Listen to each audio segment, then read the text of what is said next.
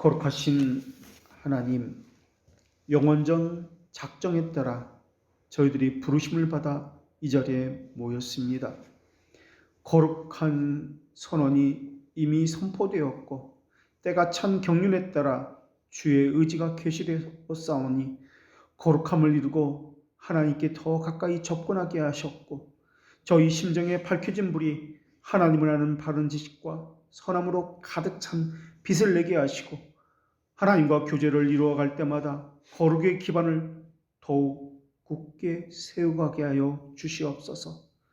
자기 자랑과 자기를 의존하려는 모든 헛된 시도는 내려놓게 하시옵고 그리스도의 의만을 의존할 수 있게 하여 주시옵소서. 믿음의 말씀을 배우게 하실 때 하나님의 자비하심만을 바라보게 하시옵고 하나님의 말씀만을 순전하게 전하는 데 있어서 또한 하나님의 말씀을 바르게 듣게도 하여 주시옵소서. 인간의 말이나 사상은 제거하여 주시옵고 바른 믿음을 심어줄 수 있도록 성령께서 말씀으로 인쳐 주시옵소서. 이 모든 것을 예수님의 이름으로 기도합니다. 아멘. 오늘 하나님께서 우리에게 주시는 말씀은 로마서 15장 14절의 말씀을 봉독합니다. 하나님의 말씀을 경청하십시오.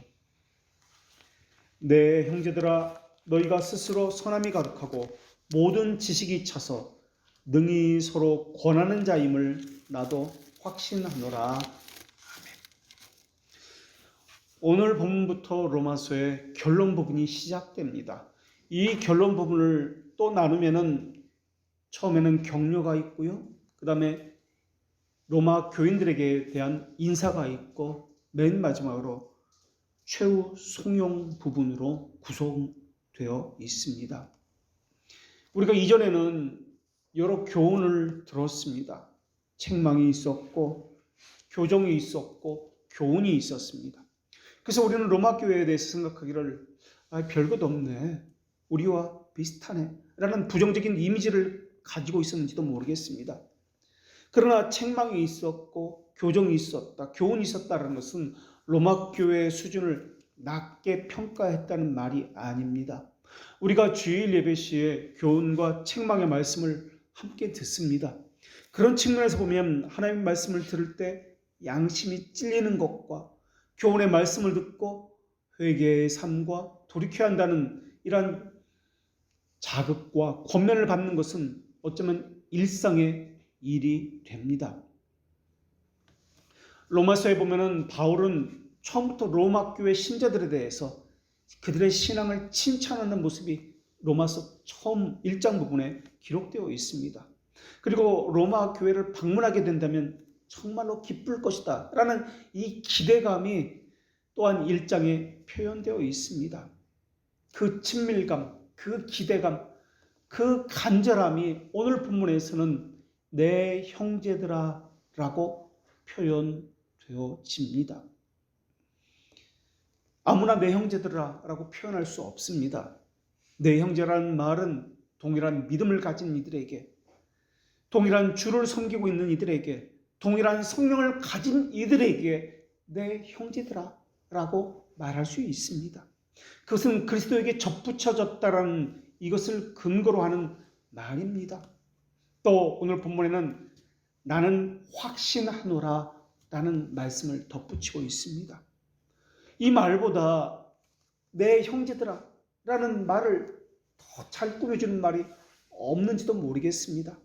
내 형제들아, 나는 너희들을 신뢰한다, 나는 너희들을 믿는다, 나는 너희들과 함께하기를 기뻐한다, 이러한 모든 의미가 들어있는 것이 나는 확신하노라 라는 단어일 것입니다.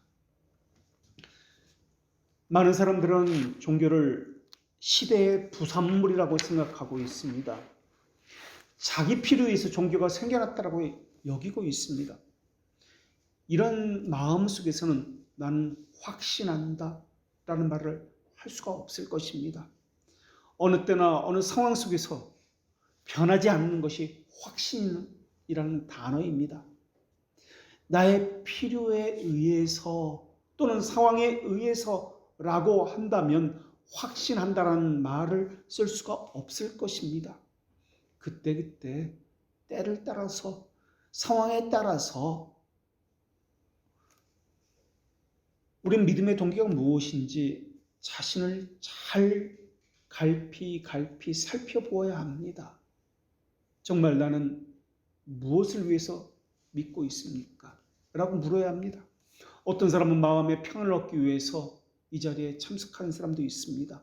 어떤 사람은 그저 친구 따라서 간 그것이 지속적으로 반복적으로 습관이 된 사람도 있습니다. 어떤 사람은 부모를 따라서 관습적으로 교회에 다니는 경우도 있습니다. 그저 자기 필요에 의해서 또는 관계의 어우러짐을 싫기 때문에 교회에 다니는 경우도 많이 있습니다. 대부분의 경우 이 교회에서 내가 얻을 것이 있는가? 내게 평안을 주는가? 위로를 주는가? 저 말씀이 내가 들을 만한 것인가? 이런 것을 고려하게 됩니다. 그들은 이것이 진리인지 아닌지는 전혀 관심이 없습니다. 안 오면 그냥 양심이 찔리니까, 그래도 와야 양심이 편안해지니까 여기에는 자기가 우선순위에 있습니다. 내가 필요하니까 교회도 오고 종교도 갖고 그런 것입니다. 내 삶에 종교가 방해가 되면은 이것을 등한히 해버립니다. 내 유익이 되는 한도 내에서만 교회를 필요로 하고 있는 것이 오늘날 사람들의 모습입니다. 하나님과 교회가 나의 가장 우선순위입니다 라고 생각하는 사람은 거의 없습니다. 내 일이 우선순위입니다. 내가 우선순위입니다 라는 것이 대부분의 사람들의 생각입니다. 그런 생각을 하는 사람들은 나는 확신합니다 라는 말을 쓸 수 없을 것입니다. 그런 세상에 살고 있는 것이 로마 교회 성도들입니다. 자기 필요에 의해서 교회 다니는 사람도 있을지도 모르겠습니다. 그런 세상 속에서 로마 교회는 점점 박해의 현장을 향해서 달려가고 있습니다.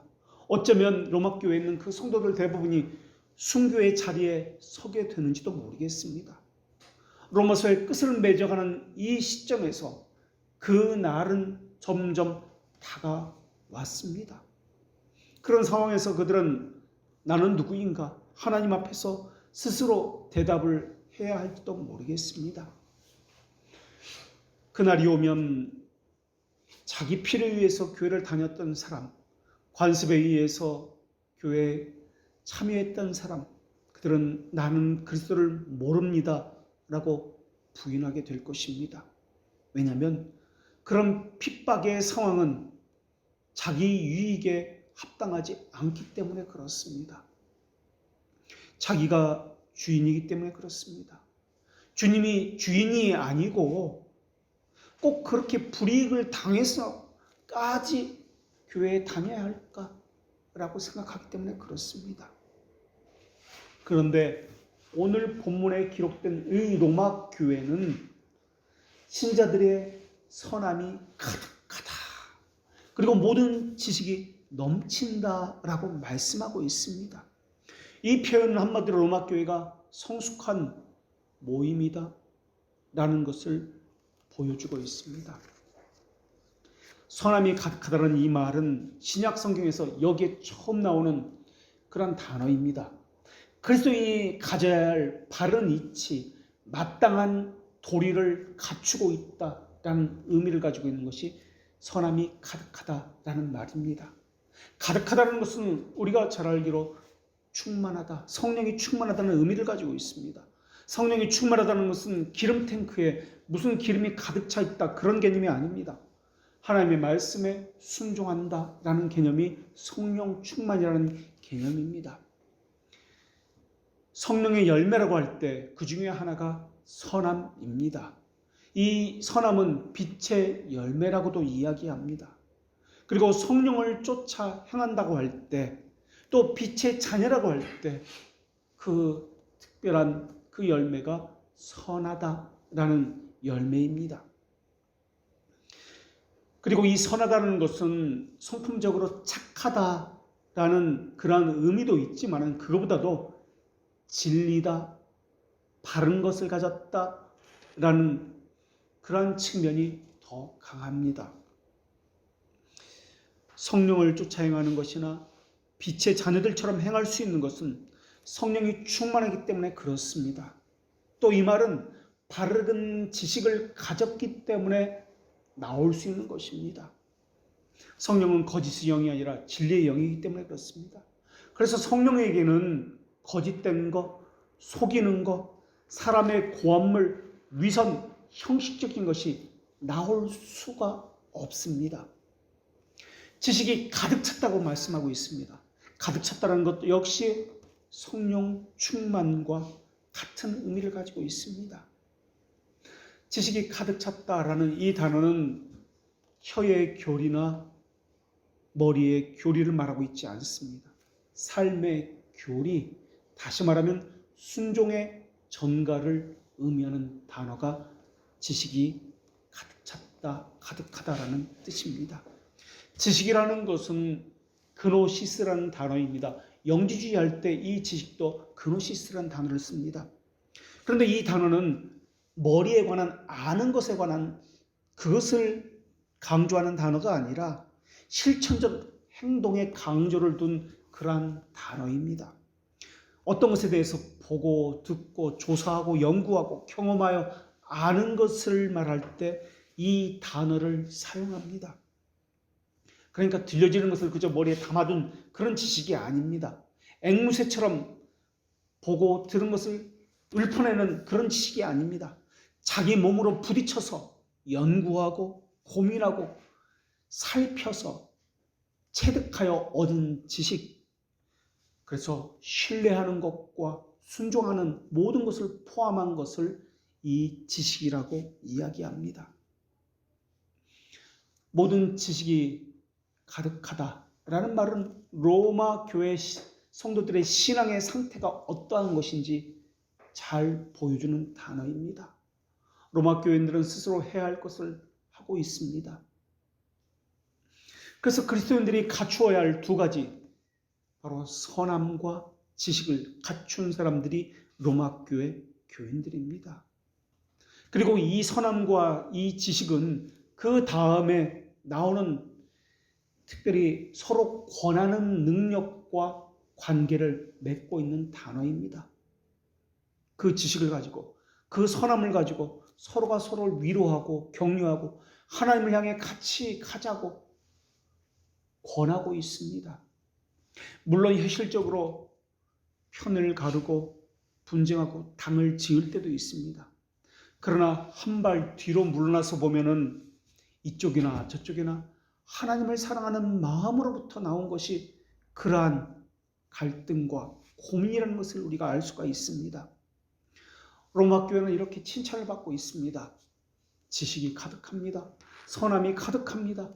서로가 선함과 지식으로 권면하는 그러한 교회입니다. 이 칭찬의 배운에는 다른 동기가 들어있지 않습니다. 바울이 회중에게 아첨하거나 그들에게 잘 보이기 위해서 이러한 칭찬을 하는 것이 아닙니다.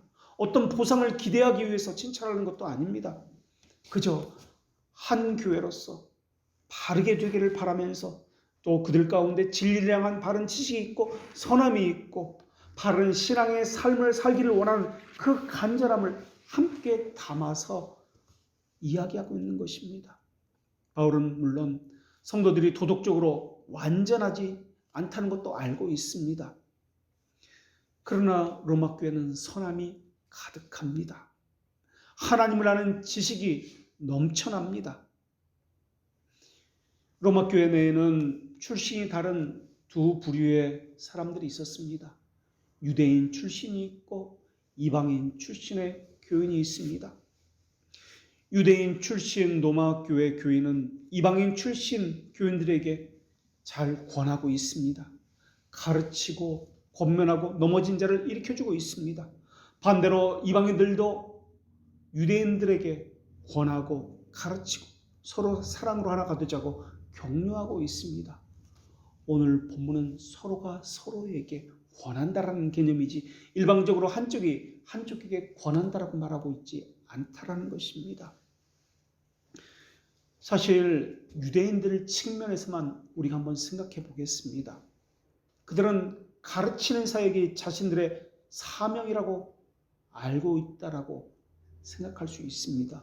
왜냐하면 유대인들은 율법에 대해서 더 많이 알기 때문에, 어려서부터 배운 것이 하나님의 말씀이기 때문에, 그래서 율법에 의해서 이것은 하나님의 뜻이다, 율법에 어긋나기 때문에 이것은 하나님의 뜻이 아니다 라고 했기 때문에 유대인들은 그 많은 아는 지식을 가지고 이방인들을 더 가르쳤는지도 모르겠습니다.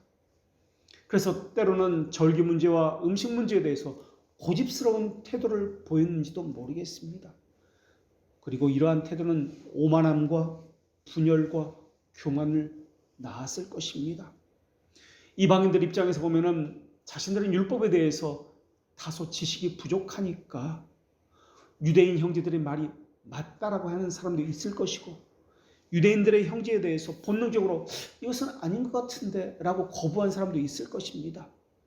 어찌됐든 이방 출신들의 교인들은 율법 문제에 대해서는 유대인들처럼 능숙하게 알지도 못했고, 그러다 보니까 능숙하게 가르치지를 못했다고 보여집니다. 수동적인 입장에서 서 있는 것이 이방인 출신 교인들이었을 것입니다. 그리고 가르치는 것보다는 가르침을 받는 쪽에 있는 것이 이방인 출신 교인들이었을 것입니다. 그런데 오늘 본문에는 그런데도 불구하고 서로가 서로에 대해 권했다라고 말씀하고 있습니다. 일방적이지 않습니다. 서로가 서로에게 라는 말의 의미는 서로가 동등하다 라는 의미입니다.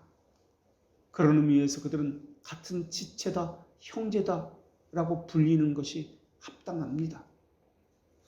권한다는 이 단어는 마음속에 놓다라는 의미를 가진 단어입니다. 여기서 더 발전해서 이 단어가 잘못된 것을 훈계한다, 가르친다 라는 의미로 성경 여기저기서 이 단어를 가지고 사용했습니다. 그래서 데살로니가전서 5장 14절에서는 이 단어를 이렇게 사용했습니다. 또 형제들아 너희를 권면하노니 게으른 자들을 권계하고 마음이 약한 자들을 격려하고 힘이 없는 자들을 붙들어주며 모든 사람에게 오래 참으라. 이러한 사실을 볼 때 로마교회 성도들은 성숙한 신앙을 가진 것이 분명해 보입니다. 온전한 지식으로 분별을 했다는 것이 분명해 보입니다. 그 지식을 가지고, 그 선함을 가지고 서로가 서로에게 훈계했고 권고했고, 또 이 권고와 훈계를 책망을 받아들였습니다. 그 잘못을 훈계할 때 받아들이지 않으면 오히려 싸움이 나고 분란이 일어났고 또한 안 좋은 결과만 낳게 될 것입니다. 그런데 그들은 그렇게 하지 않았습니다. 서로가 서로에 대해서 권했을 때 받아들였습니다. 서로에 대해서 신뢰했기 때문에 그렇습니다. 대부분의 사람이 그것이 하나님의 말씀입니다 라고 하면 이것을 수용했습니다. 그래서 그러한 모습들을 지식과 선함이라는 단어를 통해서 서로가 권하였습니다 라고 표현하고 있습니다. 로마 교회는 스스로 선함이 가득한 교회였습니다. 로마 교회는 모든 지식이 가득 찬 교회였습니다. 로마 교회는 서로가 권하는 교회였습니다. 이것만 가지고도 우리가 본받아야 할 것이 너무나 많이 있습니다. 선함이라고 할 때 선함은 우리가 중생이라는 단어라고 이미 배워서 알고 있습니다. 선함의 정의를 내릴 때 하이델베르크 교리문답 91문에서는 이렇게 정의를 내립니다. 그러면 선행이란 무엇입니까? 참된 믿음으로 하나님의 율법을 따라서 그리고 하나님의 영광을 위하여 행한 것만을 선행이라고 하고, 우리 자신의 생각이나 사람의 계명에 근거한 것은 선행이 아닙니다 라고 정의를 내리고 있습니다. 선의 기준은 자기가 아니라 하나님의 말씀을 따라서입니다. 하나님의 말씀에 따라서라는 것이 선이다 라고 말하고 있습니다. 그렇다면 예배에 참석하는 것은 선입니다. 성도가 서로 섬기는 것이 선입니다. 알게 모르게 챙겨주는 것, 안부를 묻는 것, 이것이 선입니다. 교회의 필요가 무엇인지 눈에 들어오는 것, 이것이 선입니다. 그래서 냉장고에 먹을 것을 슬쩍 사다 놓는 것, 이러한 것들이 다 선입니다. 반대로 그러한 것들이 악일 수 있습니다. 심지어 예배도 악일 수 있습니다. 섬김이 악일 수도 있습니다. 하나님은 모든 것이 가하나 믿음으로 쫓아 하지 아니하는 것들은 모든 것이 죄라고 말씀해 주셨습니다. 선행의 기원은 그럼 무엇입니까? 참된 믿음입니다. 하나님은 육신에 있는 자들은 하나님을 기쁘게 할 수 없다라고 말씀하셨습니다. 우리가 믿고 고백하는 신앙은 우리가 사람의 규칙을 따라서는 안 된다는 것을 분명히 말씀하고 있습니다. 사람의 계명으로 교훈을 삼아 가르치나니 나를 헛되이 경배하는도다 라고 말씀하고 있습니다. 자의적 종교는 사람들에게는 굉장히 멋있어 보입니다. 굉장히 훌륭해 보입니다. 그러나 이것은 하나님을 헛되이 경배하는 것이고 오히려 경멸하는 것입니다. 사탄은 우리에게 광명의 천사로 다가옵니다. 그래서 사람들은 겉모습을 보니까 너무 아름답게 보이고 화려하게 보이고 좋게 보입니다. 그래서 다수가 그것을 따라갑니다. 호감을 줄 만한 많은 요소가 광명의 천사에게 있기 때문에 그렇습니다. 그러나 하나님은 육신의 생각은 하나님과 원수가 되나니 라고 말씀하고 있습니다. 육신의 생각이라고 할 때 이것은 몸은 몸인데, 육신은 몸인데 이때 이 몸은 생각하는 몸입니다. 육신의 소욕은 성령을 거스린다고 할 때 이때 육신은 생각하는 몸인데, 생각을 가지고 있는 육신인데, 이 생각은 어떤 소원을 품는 육신입니다. 그 사람이 품는 소원, 그 사람이 하고자 하는 그 생각들 자체가 하나님을 거스린다. 이 말이 육신의 생각은 하나님과 원수가 된다라는 말입니다. 그가 하는 모든 일이 하나님을 대적하는 것입니다. 그들은 소원을 가졌습니다. 이렇게 하고 싶다. 이런 것을 하겠다. 그러나 그러한 모든 것이 하나님과 원수가 되는 일을 하고 있는 중입니다. 어떤 사람은 이웃을 위해서 희생하는 그런 직업을 갖고자 하는 소원을 가진 사람도 있을 것입니다. 실제 그런 직업을 택하는 사람도 있을 것입니다. 좀 더 범위를 넓히면 나라를 위해서 이 한 목숨을 바쳐서 아무 사심 없이 자신을 내던지는 사람도 있을 것입니다. 애국심이라고 불리기도 하고 인류 사랑을 가진 사람도 있을 것입니다. 세상에 평화가 있으면 좋겠다라고 자신의 실제 그러한 삶에 뛰어드는 사람도 있을 것입니다. 대가를 바라지 아니하고 억압과 뺏김이 있는 곳에 모두가 평등을 위해서, 모두가 잘 사는 것을 목적으로 그렇게 뛰어드는 사람도 있을 것입니다. 사람들은 그런 사람들 향해서 대단하다, 영웅이다라고 이야기할지도 모르겠습니다. 어쩌면 저렇게 훌륭한 삶을 살까? 어떻게 사심 없이 자신을 다 내어주면서 저런 칭찬받을 만한 일을 할까? 그래서 사람들은 존경할지도 모르겠습니다. 그런데 하나님은 그것조차 하나님을 거스리고 원수가 된다라고 말씀하십니다. 겉으로 볼 때 광명의 천사는 흠모할 만한 것이 한두 가지가 아닙니다. 그런데 성경에서는 광명의 천사를 다른 말로 세상의 임금이다라고 말씀하고 있습니다. 세상의 임금이라는 말은 세상을 다스린다는 말입니다. 세상을 다스린다 할 때 그 백성들은 그 임금에게 순종하고 그 임금의 말을 따라 사는 사람들이 있다라는 것입니다. 세상의 모든 사람들이 그러합니다. 그래서 그러한 세상의 임금, 또 광명의 천사라고 불리는 그 사탄을 다른 말로 공중의 권세 잡은 자다라고도 이야기합니다. 그것이 너무나 좋아 보입니다. 훌륭해 보입니다. 다른 사람들도 다 그것을 사모하고 그 사람을 향해서 칭찬합니다. 그럴지라도 그것은 선이 아닙니다. 라는 것이 우리 신앙의 고백입니다. 선행의 목적이 있어야 합니다. 선행의 목적은 하나님의 영광입니다. 그런데 그들에게는 하나님의 영광이 없습니다. 선행의 원인이 있어야 합니다. 선행의 원인은 믿음이어야 합니다. 그들은 믿음이 없습니다. 선행의 방법은 하나님의 말씀에 순종함으로입니다. 그 말씀 그대로 왜곡하지 아니하고 제하거나 또한 더하지 아니하고 그 말씀에 따라서입니다. 그러나 그들은 그것이 없습니다. 순종이라는 말은 기쁨으로 자원하여 라는 뜻을 가지고 있습니다.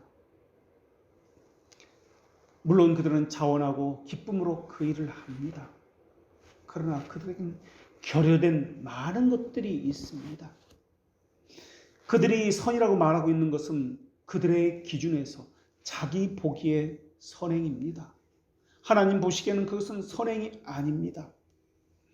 사실 우리의 행위는 아무리 선행이다 할지라도 완전한 것은 없습니다. 하나님 보시기에 선행이 아닐 것입니다. 그러나 우리는 벨기카 신앙 고백서 24항에서 이렇게 고백하고 있습니다. 믿음이라는 좋은 뿌리에서 나온 이런 행위들은 하나님 보시기에 선하고 받으실 만한 것입니다. 믿음이라는 좋은 뿌리에서 나와야만 하나님께서 선하다고 받으신다라는 겁니다. 왜냐하면 그 행위들이 하나님의 은혜에 의해서 모두 거룩하게 되었기 때문에 그러합니다. 선행의 원천은 믿음입니다. 그 방법은 율법을 따르는 것입니다. 그 목적은 하나님의 영광을 위해서입니다. 그렇기 때문에 신자는 자기를 위해서 사는 사람이 아닙니다. 하나님을 위해서 사는 사람입니다. 자기가 우선순위가 아닙니다. 하나님의 나라와 교회가 우선순위입니다. 직업을 가졌다고요? 그 일을 한다고요? 공부를 한다고요? 그것이 우선순위가 아닙니다. 사람들은 선행이라고 하면 가난한 사람들을 돌보는 것, 구제하기 위해서 돈을 내어놓는 것, 이 몇 가지 것으로 한정해서 제한하는 그런 생각을 하고 있습니다. 그런데 성경에서 선행이라는 말의 의미는 그렇게 말하고 있지 않습니다. 자기를 드러내지 않는 것, 그리스도만을 드러내는 것, 이것을 선행이라고 이야기합니다. 오히려 마음속에 다른 사람들이 내가 하는 이 일을 알아줬으면 좋겠다 하는 것이 있다면 하나님께서는 그런 행위를 싫어하신다라고 말씀하셨습니다. 그런 의미에서 바리새인들의 구제는 선행이 아니었습니다. 왜냐하면 그들은 하나님의 영광을 나타내기 위해서가 아니라 자기 영광을 위해서 그 일들을 했기 때문에 그렇습니다. 아무리 다른 사람 보기에 훌륭한 일을 할지라도 하나님께 보기에는 가증스러운 일이었습니다. 그것은 하나님의 진노를 사는, 하나님을 대적하는 일이었습니다. 하나님의 말씀을 따라서 하지 않는 모든 것은 선행이 아닙니다. 하나님의 영광을 위해서 믿음으로 한 예가 가장 좋은 선행의 예가 한나의 예입니다. 한나는 가난하고 눈이 띄지 않는 이름 없는 사람이었습니다. 그러나 사사기의 어두운 시대에 하나님께 드리기 위해서 아들을 구했습니다. 언약의 자녀를 하나님께 드리기 위해서 기도했습니다. 한나는 눈에 띄는 봉사활동을 한 것이 하나도 없습니다. 구제 이러한 것이 하나도 없습니다. 직업도 없습니다. 그저 하나님의 언약을 믿은 것 외에는 없습니다. 하나님의 영광을 위해서 믿음으로 구한 것 외에는 없습니다. 어찌 보면 누구나 그러하듯이 자신의 개인적인 자녀를 얻기 위해서 기도한 것 외에는 없습니다. 그래서 하나님께서 그에게 자녀를 주셨는데 기도했기 때문에 하나님의 자비하심을 얻은 것이 아니라 자비하심을 얻었기 때문에 기도했다는 것을 그는 잘 알고 있습니다. 언약에 따라 자녀를 양육했습니다. 그것이 바로 하나님 보시기 기뻐하시는 선행입니다. 하나님 나라의 위대한 사람인 사무엘을 키워냈습니다. 사무엘을 키워낸 것은 가난한 사람 수백 명을 물질적으로 섬기고 구제한 것보다 비교가 되지 않을 정도로 큰 선행이었습니다. 바리새인들은 자기 나름대로 선행을 하려고 했습니다. 그러나 그들은 자기 나름대로 한 것이었습니다. 그들의 행동은 가장 큰 악행이었습니다. 하나님의 이름으로 하나님을 죽였고 하나님의 영광을 위한다고 하면서 하나님을 대적했습니다. 정말 하나님의 영광을 위해서 공부하고 있습니까? 하나님의 영광을 위해서 직장을 구한 것이 맞습니까? 하나님의 영광을 위해서 결혼하고 일을 하는 것이 맞습니까? 그것이 정말 하나님의 영광을 위하는 것이라면 하나님의 말씀을 따라서라는 방법이 그 일 가운데 나타나야 합니다. 그 일을 통해 하나님의 영광이 나타나야 합니다. 하나님께 더 가까이 나아가는 것이 그 일을 하기 때문에 그 전보다 더 나타나야 합니다. 그것이 없다면 만약에 그것은 하나님의 영광을 빙자해서 자기 영광을 위해서 했다는 증거일 뿐입니다. 선행과 악행을 가르는 기준은 사람의 관점이 아니라 하나님의 율법입니다. 그렇다면 로마 교회에 하나님의 영광이 나타났습니까? 오히려 편을 가르고 분열만 있지 않았습니까? 우리 신앙 고백서에서는 선행을 이야기할 때 선행만 이야기하지 않습니다. 선행을 이야기하기 위해서 나오는 것이 무엇이냐면 회개입니다. 그래서 회개와 함께 선행을 함께 엮어서 이야기합니다. 그래서 하이델베르크 교리문답서를 보면은 88문에서 회개를 먼저 말하고 바로 이어서 나오는 것이 선행입니다. 선행 다음에 나오는 것이 율법과 십계명입니다. 이것을 통해서 전체를 통해서 선행이 말하고자 하는 것이 무엇인지를 살펴보아야 합니다. 이 순서가 말하고자 하는 것, 중생이 나오고 칭의가 나오고 회개가 나옵니다. 그 다음에 회개 다음에 나오는 것이 선행입니다. 선행은 하나님의 율법에 따라 해야 하기 때문에 율법이 나오고 십계명이 나오는 것입니다. 회개한 사람은 반드시 하나님의 말씀에 순종하니까 거기에 결과적으로 선행이 따라 나오는 것입니다. 회개를 빼고 행위만 가지고 이야기해서는 안 됩니다. 회개 없이 선행만 강조해 이야기한다면 선행은 자연스럽게 공로가 되어버립니다. 회개로부터 선행이 나오는 것입니다. 그렇다면 로마교회는 어떻습니까? 그들은 회개가 있었습니까? 하나님의 영광을 위해서 그들은 선행을 지금 하고 있습니다. 그렇다면 이 선행을 회개와 연결시켜서 이야기해야만 이것이 참된 선행이 됩니다 라고 이야기했다면 그들에게 회개의 삶이 있었습니까? 로마서 9절을 보면은 우리는 칭의를 다루어왔습니다. 그런 다음에 로마서 12장에서 나오는 것이 자신의 몸을 산제물로 드립니다. 거룩한 회개의 삶에 대해서 이야기했습니다. 그리고 이제 결론 부분에서 선행을 다시 말씀하고 있습니다. 그러니까 중생을 이야기하고 회개를 이야기했고 그 다음에 선행을 이야기하고 있는 것이 로마서의 구조입니다. 우리는 회개를 어떤 감정적인 것이라고 생각합니다. 자기의 잘못된 행동을 후회하는 것, 뉘우치는 마음, 이것을 회개라고 생각하는 경향이 많습니다. 그래서 자책감, 후회라는 것을 회개라고 생각하는 그러한 생각들이 있습니다. 그러나 회개는 감정이 아닙니다. 그렇게 감정이라고 생각하면 회개와 선행을 연결시킬 수가 없습니다. 선행은 우리가 알고 있는 대로 의지의 문제, 행위의 문제이기 때문에 그렇습니다. 그런데 우리는 배우기를 중생은 의지의 변화다라는 것을 배웠습니다. 그렇기 때문에 선행이라는 것은 중생과 연결되어서 볼 때 당연한 결론으로서 열매로서 나오는 것이 선행이다라는 것을 알 수 있습니다. 회개 역시 마찬가지입니다. 진정한 회개는 감정의 문제가 아니라 삶의 변화입니다. 그러니까 새로운 피조물로서 새로운 삶을 사는 것, 이 의지의 변화가 회개라는 것입니다. 회개가 무엇인지 바로 알고 있어야 합니다. 선행의 근거가 그렇기 때문에 하나님의 자비하신 것처럼 회개의 근거도 하나님의 자비하심입니다. 그래서 벨지카 신앙고백서에서는 24항에서 이렇게 고백합니다. 우리가 믿는 것은 하나님의 말씀을 듣고 성령의 활동으로 인간 안에 일어난 이런 참된 믿음이 인간을 중생시키고 새 사람이 되게 하여 새 삶을 살게 하고 그를 죄의 속박에서 더 해방한다는 것입니다. 그러므로 이런 의롭다 여기는 믿음이 인간을 경건하고 거룩한 삶을 태만하게 살도록 한다는 것은 절대 사실이 아닙니다. 이와는 반대로 믿음이 없이는 인간은 하나님을 향한 사랑에서 나온 어떤 것도 행하지 못하고 이기적 사랑에서 나온 것이나 저주의 두려움에서 나온 것만 행합니다.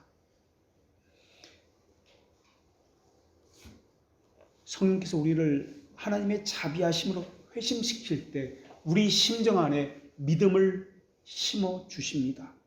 이때 성령께서 심어 주시는 믿음은 거짓된 믿음이나 속이는 것, 외식하는 믿음, 헛된 믿음이 아닙니다. 이때 믿음을 순전하고 올바른 믿음이다 라고 이야기합니다. 그래서 이신칭의에서 말하는 믿음은 참된 믿음이다 라는 고백을 하게 됩니다.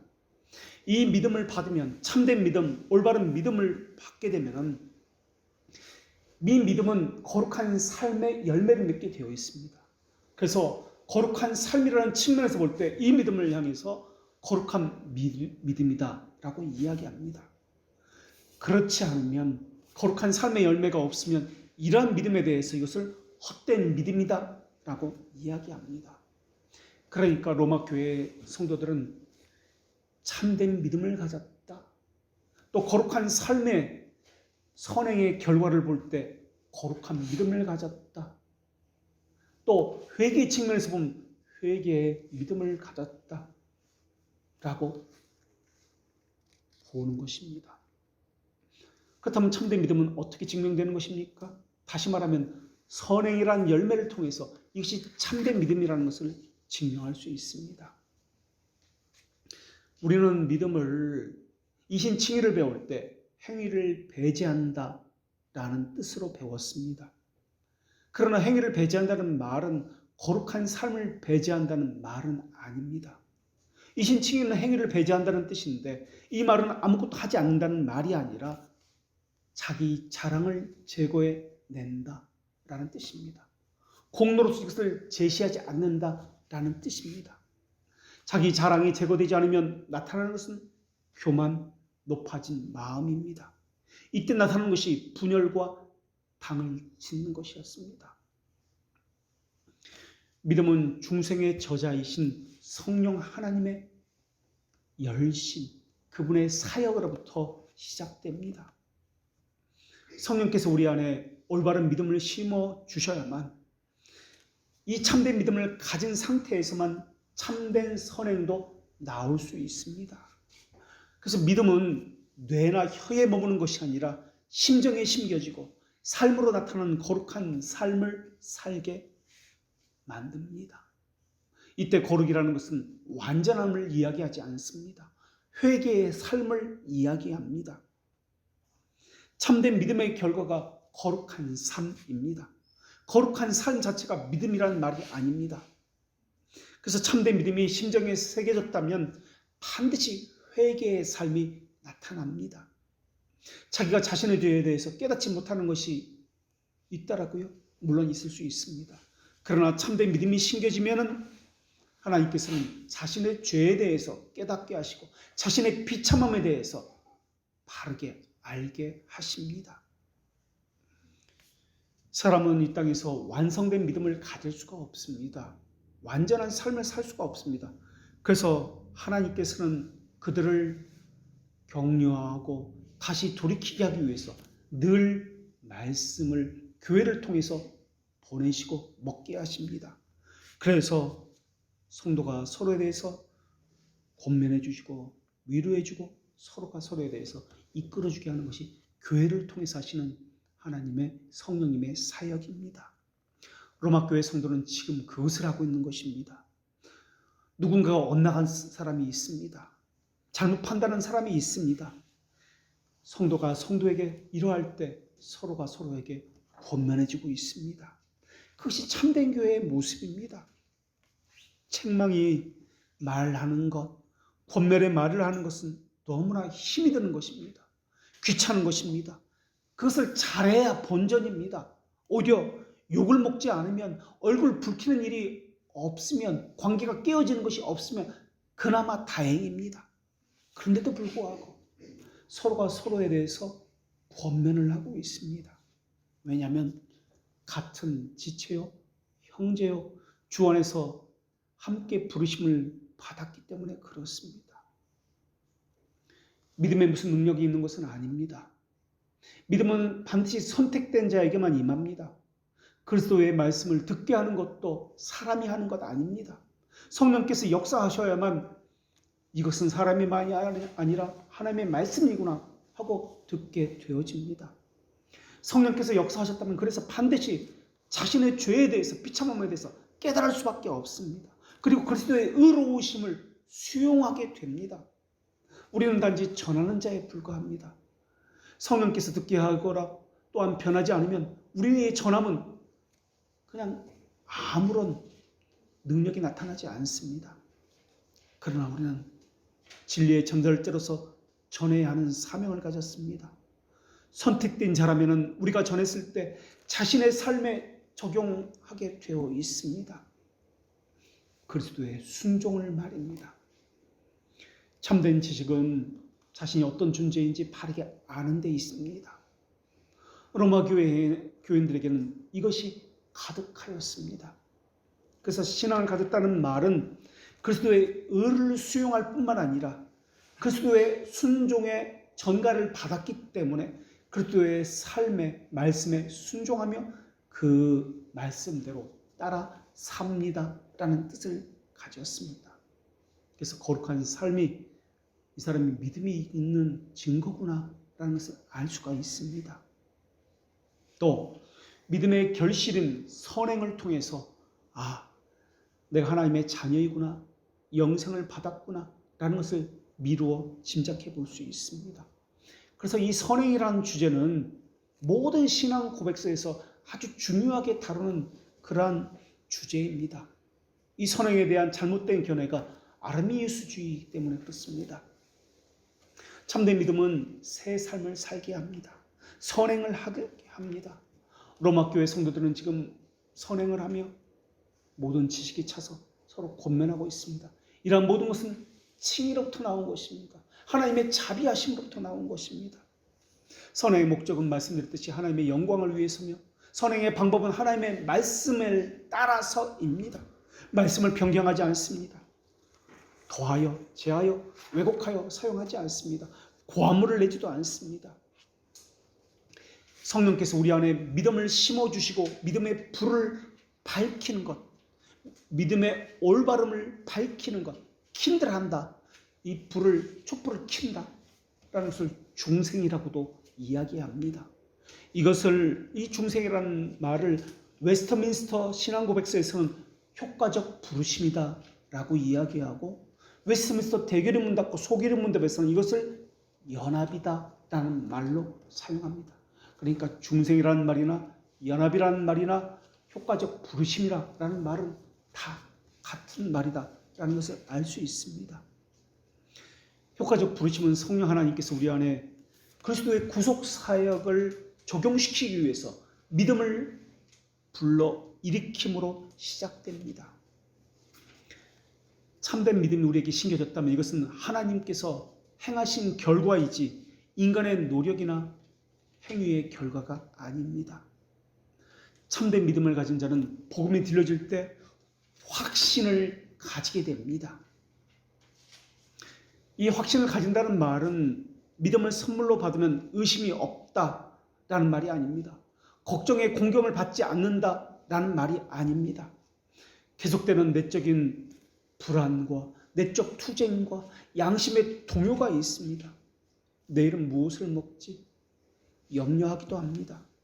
하나님이 나를 버리신 것은 아닌가? 괴로운 가운데 사로잡힐 때도 있습니다. 왜 내게 이런 일이 일어나는 것이지? 고민하기도 합니다.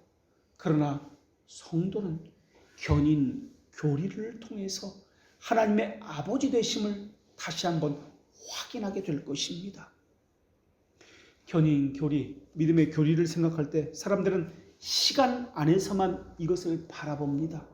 왜냐하면 사람은 시간 안에 존재하는 그러한 존재들이기 때문에 그렇습니다. 그러나 하나님은 영원이라는 개념을 가지고 봐야 합니다. 영원이라는 측면에서 보면은 확신이라는 것은 견고합니다. 흔들리지 않습니다. 변하지 않습니다. 영원전 선택이라는 말의 의미는 우리의 행위, 조건, 능력을 전혀 고려하지 않는다는 말입니다.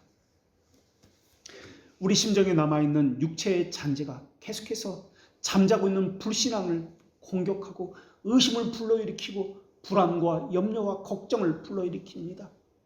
그런데 우리는 이것을 생각해야 됩니다. 하나님의 택하심은 영원전이다 라는 개념입니다. 이것을 생각하면 마음은 평안해질 것입니다. 중생은 성령 하나님의 사역입니다. 인간의 조건이 아닙니다. 성령은 우리의 자유의지를 사용해서 중생시키지 않습니다. 중생은 성령 하나님의 시간 너머의 초자연적인 영원 속에서 이루어지는 사건입니다. 참는 것, 기다리는 것, 소망하는 것, 인내하는 것, 이 모든 것이 영원 속에서 선택으로부터 나오는 것입니다. 우리가 이미 배워서 알고 있습니다. 영원은 이터널이라는 단어는 하나님의 단어입니다. 시간은 우리의 단어입니다. 영원이라는 개념을 생각할 때 영원은 진리이기 때문에 변함이 없습니다. 제한이 없습니다. 일시적이지 않습니다. 영원합니다. 라는 뜻입니다. 그러나 시간이라는 개념은 변함이 있고 일시적이고 제한되어 있고 흘러가는 것이기 때문에 계속해서 흔들릴 수밖에 없는 개념입니다. 영원히를 생각할 때 시간이라는 단어를 개입시켜서는 안 됩니다. 우리는 영원을 생각할 때 시간의 연속성, 끊이지 않고 시간의 연장성, 끊임없이 지속되는 것이라고 생각합니다. 영혼은 그런 개념이 아닙니다. 사람들은 자꾸 자기 측면에서 하나님을 알아가려고 합니다. 그래서 이해시켜달라, 보여달라라고 이야기합니다. 이해가 되지 않으면 안 믿겠다고 이야기합니다. 이게 바로 자기 자랑입니다. 자기를 의지한다는 뜻이기 때문에 그렇습니다. 자신의 이성을 의지한다는 뜻이기 때문에 그렇습니다. 진리는 설득시키는 것이 아닙니다. 이해시키는 것이 아닙니다. 진리는 믿는 것입니다. 머리로 이해되는 것이 아닙니다. 시간은 영혼을 담을 수가 없습니다. 영혼을 이해할 수도 없습니다. 진리는 영혼이기 때문에 변하지 않는 것이기 때문에 우리는 진리를 생각할 때 영혼을 생각해야 합니다. 진리는 변하지 않는 것이기 때문에. 그러나 시간은 일시적입니다. 변하는 것입니다. 그렇기 때문에 진리를 이해할 수도 없고 깨달을 수도 없습니다. 영혼은 시간의 개념이 아니기 때문에 그렇습니다. 진리는 영혼에 속한 개념입니다. 그래서 사람은 절대 설득시킬 수도 없고 이해할 수도 없고 이것을 그저 우리는 믿을 뿐입니다. 하나님이 영원이신데 그 영원이란 그분이 시간의 개념 안으로 들어와서 사람 수준에 맞추어 자신을 드러내 주셨습니다. 이것을 계시라고 이야기합니다. 계시라는 것을 자신을 드러냈다는 말인데 드러냈다는 말은 모든 것을 드러냈다는 말은 아닙니다. 예를 들어서 우리는 천국을 하늘나라를 설명할 때 이런 방식을 특히 설명합니다. 이것이다. 천국은 이런 모습이다. 이것이다 라고 설명하지 않습니다. 왜냐하면 하늘나라는 영혼에 속한 개념이기 때문에 그렇습니다. 하나님이 계신 곳이기 때문에 영원한 곳이라서 새로운 것을 가지고 설명하면은 시간 내에 있는 사람들은 이 새로운 곳에 대해서 절대 알 수가 없습니다. 그래서 사람이 아는 것을 가지고 시간이라는 개념을 가지고 이 영혼을 설명할 수밖에 없는 것입니다. 시간이라는 개념은 변하는 것, 흘러가는 것, 제한되는 것. 그래서 시간이라는 개념을 가지고 아니다라는 방식으로 천국을 설명해야만 사람이 알 수가 있습니다. 그래서 천국에는 눈물이 없습니다. 고통이 없습니다. 죽음이 없습니다. 라고 이야기하는 것입니다. 고통, 죽음 이런 것은 시간 안에 갇혀 있다는 뜻이기 때문에 그렇습니다. 이것은 제한된 것이고 일시적인 것이기 때문에 그렇습니다. 이것은 변화했다는 뜻이고 또한 삶의 어떤 흐름 속에 있다라는 개념이기 때문에 그렇습니다. 그래서 진리가 어렵고 힘든 것입니다. 성경에 보면 바울이 3층 천에 셋째 하늘에 다녀왔다는 그런 개념도 있습니다.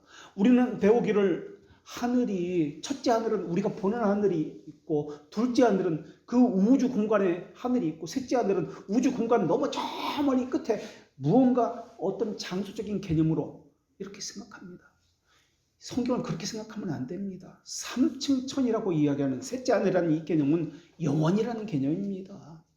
가시적인 어떤 장소적이고 공간적인 개념을 포기하라는 뜻이 3층 천이라는 단어입니다. 가시적인 개념을 가지고 해석하지 말라. 공간적이고 시간적인 개념을 가지고 해석하지 말라. 이것이 셋째 하늘 3층 천이라는 그런 개념입니다. 영원함과 무함함에서 바라보아야 합니다. 시간 속에서 하나님을 바라보게 되면 반드시 미신과 우상 숭배에 빠지게 되어 있습니다. 영원이라는 개념은 시간의 연장성, 시간의 지속성을 이야기하는 것이 아닙니다. 감조차 잡을 수 없는, 사람의 머리로는 시간 속에 있는 그 지혜와 이성으로는 도저히 감조차 잡을 수 없는 것입니다. 그것이 영원이라는 개념입니다. 하나님은 영원 속에서 우리를 선택하셨습니다. 우리의 직면한 이 상황, 이 고통받는 현실을 이길 힘은 영원을 생각할 때 이것을 이길 수 있습니다. 선행의 힘도 영원이라는 개념을 생각하셔야 합니다. 선행을 행할 때 실망하기도 하고 소위 말하는 뒤통수를 맞기도 합니다. 그것 때문에 불이익을 당하는 경우도 너무나 많이 있습니다. 그런데도 불구하고 소망을 잃지 않는 이유는 영원이라는 개념이 신자들에게 확고히 새겨져 있기 때문에 그렇습니다. 성경에서는 영원이라는 개념을 하나님이 기뻐하시는 뜻대로라고 표현하고 있거나 하나님의 영원한 경륜을 따라서라고 표현하고 있거나 그리스도 안에서라고 표현하고 있거나 때가 찬 경륜을 위해서라고도 표현하고 있습니다. 하나님의 뜻대로라는 말의 의미는 무엇을 소망한다, 바란다는 의미가 아닙니다. 하나님의 뜻대로라는 것은 영어로 wish라는 개념이 아닙니다. 하나님의 의지라고 해야지 올바른 해석이 됩니다. 하나님의 의지가, 영원 속에 있던 하나님의 의지가 시간 속으로 드러났다라는 개념이 하나님의 뜻대로라는 개념입니다. 비로소 그때서야 비로소 드러난 것이지 하나님의 의지가 없었던 것이 아닙니다. 항상 하나님의 뜻은 있습니다. 영원이기 때문에 하나님은 항상 현재입니다. 이미 이루어진 것입니다. 시간이기 때문에 우리는 미래가 있고 우리에게는 과거가 있습니다. 시간이라는 개념 속에 있기 때문에 그래서 우리에게는 아직 드러나지 않은 것이 있고 이미 드러난 것이 있습니다. 드러나지 않은 것을 우리는 신비라고 이야기하고 있지만 이것은 우리 측면에서 바라보는 것입니다. 아직 드러나지 않은 것을 모른다고 할 때 우리는 비밀이라고 이야기합니다. 그러나 하나님에게는 신비라는 단어나 비밀이라는 단어는 전혀 없습니다. 이미 하나님의 의지 자체가 있다면 이것은 드러난 것이고 존재하고 있는 것이기 때문에 그렇습니다. 그래서 우리가 보길 때는 하나님의 작정과 사람의 자유의지가 충돌하고 모순되는 것처럼 보입니다. 그러나 이것은 전혀 모순되거나 충돌하지 않습니다. 하나님의 영혼이 시간 속으로 들어와서 우리에게 체험되어질 때 우리는 거룩한 삶을 살게 된다라고 고백을 하게 되어 있습니다. 하나님의 의지가 영혼 속에서 있었던 그 의지가 시간 속으로 들어와서 드러나게 될 때 우리는 세 가지 것을 드러났다라고 이야기합니다. 하나는 하나님의 목적이 드러났다라고 이야기합니다. 두 번째는 하나님의 선한 기쁨이 드러났다라고 이야기합니다. 세 번째는 하나님의 계획대로, 작정대로 되었다, 이루어졌다라고 이야기합니다. 그래서 돌트레이트 법규에서는 작정이라는 단어를 사용하지 않습니다. 어떤 단어를 사용하냐면 카운셀이라는 단어를 사용해서 삼위일체 하나님께서 서로가 협의했다, 합의했다, 이런 단어를 사용해서 이 작정이라는 것을 표현하고 있습니다. 사람은 자기중심적으로 또 상황중심적으로 보기 때문에 상황에 매여서 견인이 어렵다, 선을 행하는 것이 어렵다, 신앙생활이 어렵다라고 이야기합니다. 그러니까 오늘 본문은 하나님의 주권을 훼손시키면서까지 선행을 강조한다라는 말이 아닙니다. 하나님의 예정을 부인하면서 사람의 의지를 부추긴다는 말도 아닙니다. 새 사람이 된다, 새 삶을 살게 된다라는 것은 참된 믿음과 관련되어지는데, 이것은 칭의와 관련되어지는데, 이 칭의는 다시 영원전 선택과 관련되어진다라는 말을 하고 있는 것입니다. 역으로 바라보는 것입니다. 결과를 통해서 영망적으로 앞을 내다보는 것이 아니라 뒤를 돌이켜보니까 하나님께서 영원전에 선택했기 때문에 이런 결과로 나타났구나 라고 선행을 통해서 하나님의 영원전 선택을 바라보게 되는 것입니다. 참된 믿음은 죽어있는 것이 아니기 때문에, 살아있는 것이기 때문에 반드시 열매를 맺습니다. 거룩함의 선언은 창세 전에 영원 속에서 이미 이루어졌습니다. 그래서 선택한 자는 때가 되어서 하나님께서 사역하셨기 때문에 그리스도를 수용하게 되고 자신에게 적용하게 되면서 이 믿음 안에 불이 성령께서 밝혀줌으로써 믿음이 빛을 발하게 된 것입니다. 이러한 것들을 다 합쳐서 성령의 인치심이다 라고 이야기합니다. 참된 믿음은 하나님의 자녀라고 그렇게 불려지기도 됩니다. 하나님의 자녀는 하나님의 기업을 바랍니다. 그러나 거짓된 믿음은 중생한 척을 하고 종이기 때문에 보상을 바라고 위선적으로 섬기고 봉사합니다. 중생한 척하는 사람들은 자기를 다 내어주지 않습니다. 한계를 자기 스스로 지어놓습니다. 그래서 자기 상황과 유익에 따라서 이리저리 움직입니다. 교회에 어려움이 있어도 관심이 없습니다. 중생하는 척하는 사람, 거짓된 사랑을 고백하는 사람은 하나님께서 언젠가 드러내실 것입니다. 이들은 이기적 사랑에 빠져있는 사람들이기 때문에 이타적 사랑이, 예수님의 사랑이 어떤 것인지 모릅니다. 이타적 사랑은 그 사랑의 대상을 위해서 앞뒤 재지 않는 것을 이야기합니다. 그러나 자기 유익을 위하는 사람은, 이기적 사랑에 빠지는 사람은 예배에 참여하는 것, 섬기는 것, 이런 것은 자기 유익을 위해서 하는 사람들입니다. 그들에게는 모든 저주와 두려움이 있기 때문에 예배에 빠지면, 이것을 하지 않으면 두려움이 생기기 때문에 하는 것입니다. 그래서 이기적 사랑은 그 부패성의 대표적 성격이며 중생하지 않은 자들의 특징입니다. 이기적 사랑에 빠져 있는 사람들은 하나님을 향한 사랑을 나아가지 못합니다. 그들은 자기 중심적이기 때문에 하나님 중심으로 사는 것을 어색해합니다. 그리고 성경을 해석할 때도 자기 중심적 해석을 합니다. 그래서 자기에게 늘 유익하도록 적용을 합니다. 하나님을 향하지 않습니다. 중생한 자들은 하나님의 선을 향하기 때문에 성경을 해석해도 하나님 중심적으로 해석합니다. 그리고 모든 일에 있어서 하나님을 우위에 두고 행동을 합니다. 기억하십시오. 선행은 믿음의 뿌리에서 나옵니다. 선한 뿌리를 선한 양심이라고도 이야기합니다. 그 양심은 하나님의 선함을 추구하게 되어 있습니다. 이것을 다른 말로 성경에서는 하나님의 형상대로라고 이야기합니다. 선행이라는 것은 하나님의 말씀에 따라서입니다. 그렇기 때문에 인간이 만들어낸 가공물, 프로그램, 제도에서는 선행이 절대 나올 수가 없습니다. 그런데 사람들은 이러한 것을 광명의 천사처럼 좋게 여기면서 프로그램에서, 어떤 교회 시스템에서 선행이 나올 수 있다고 여기면서 그것을 행하고 있습니다. 그것을 믿음이 일으키느라고 이야기합니다. 그리고 교인들을 무지함으로 잡아넣어 버리고 있습니다. 선행이라는 것은 자연스러운 열매입니다. 그것은 공로가 아닙니다.